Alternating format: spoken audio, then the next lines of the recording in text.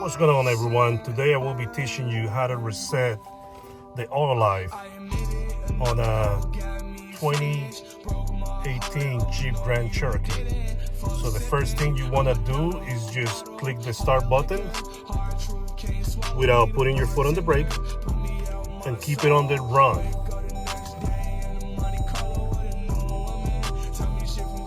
Now, utilizing your arrows over here, you're gonna be going down onto the vehicle information. You can go ahead and click left or right until you find your oil life screen. You're gonna be pressing and holding the OK button, and that's it.